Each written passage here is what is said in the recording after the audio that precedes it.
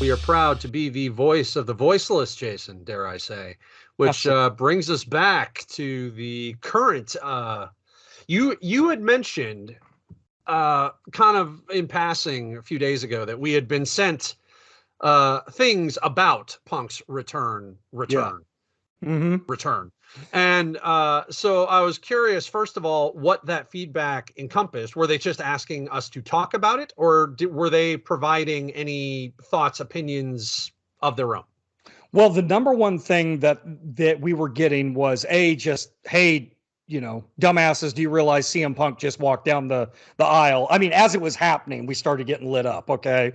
But on top of that, the real sentiment is, or the hell froze over again part of the deal is, from what I'm researching and what I can tell, it really does seem like Triple H and Nick Khan Nick Khan. were the absolute reasons that CM Punk was officially signed on a contract. Some are saying multiple year contract. Not sure if that's 3 years. true, on November 20th. And then he premiered on what, the 27th, 26th, 27th, whenever Sunday was, for Survivor It Series. was But Saturday. It was a Saturday Survivor Series, and what I had heard was that the deal wasn't actually signed until earlier that day, and they had started talking like the previous week or something to that effect. yeah. That I could be wrong on that, but that's what I had heard.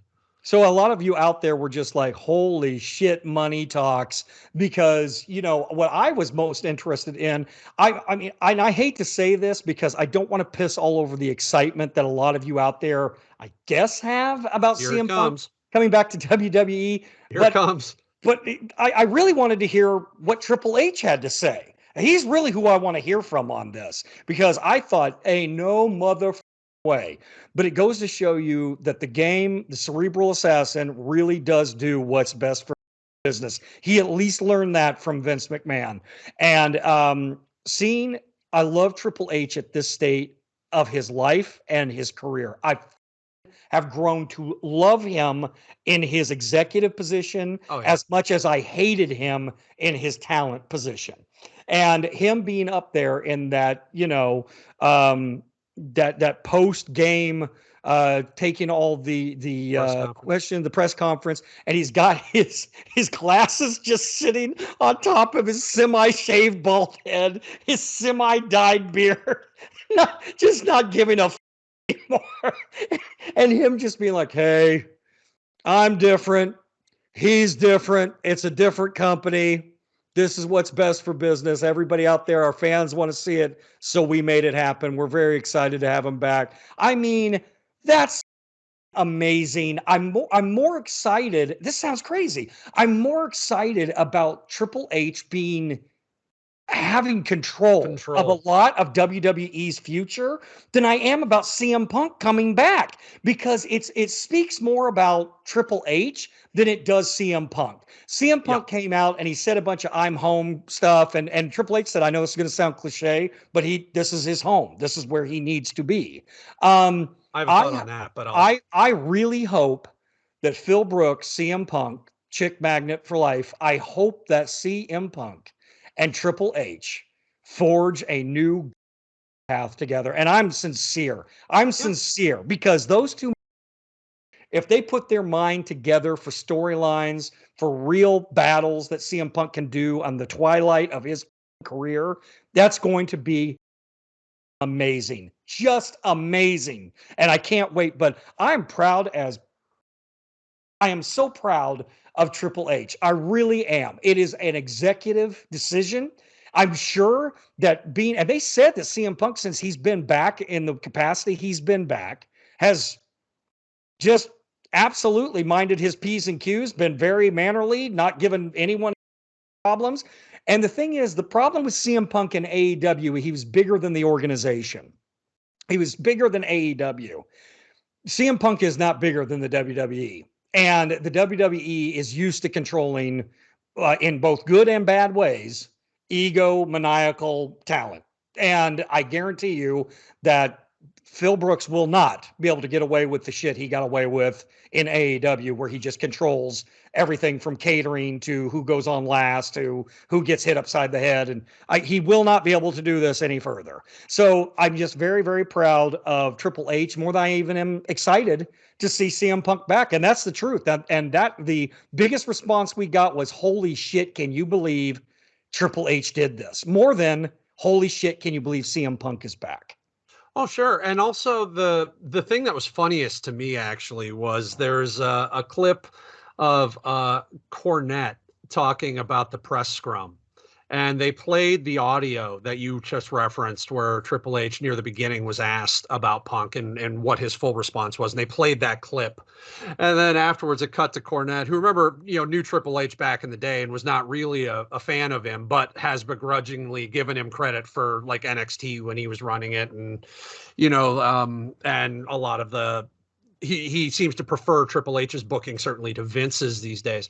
But it was funny as after that clip was ending, it cut. Cornette just started laughing his ass off. And he basically was like, I love that he's just basically saying everything but I hate this. I just think that it's really awesome that he probably does. Is hilarious but the thing is, I actually think we're already starting to see the storytelling that you referenced, because that promo that I watched it earlier today just so I would have it in mind. That promo that Punk cut on Raw 2 nights later, this past Monday.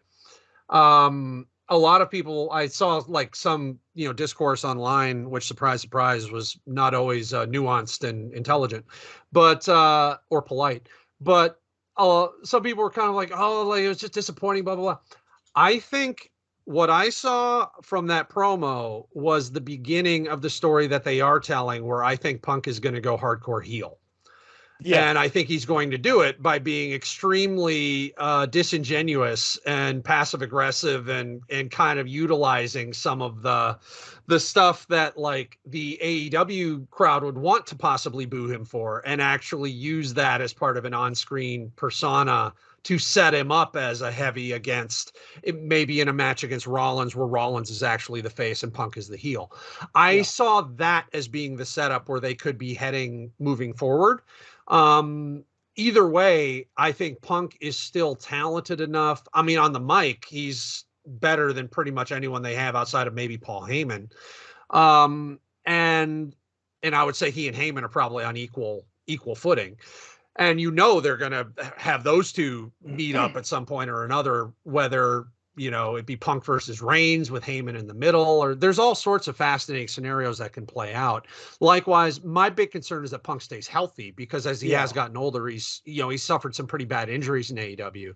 And that's something that's just, you can't predict whether or not he'll be able to stay healthy enough to see these, potentially long-term plans play out.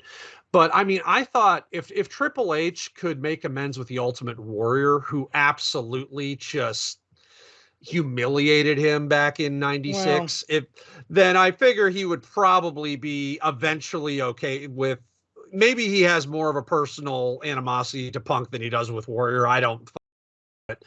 Likewise, I'm happy to see them put it aside. As far as people saying Punk's a hypocrite, like whatever, I'm like, it's the wrestling business, and he's if he is doing what he agrees to do, like, which is entertain, which is to entertain people. So I mean, that's not my business. Like, it's up to him whether he felt okay going back, then that's his choice, and I have no judgment of it. If WWE decided he was worth re-signing, then that's their choice, and I have no judgment of it.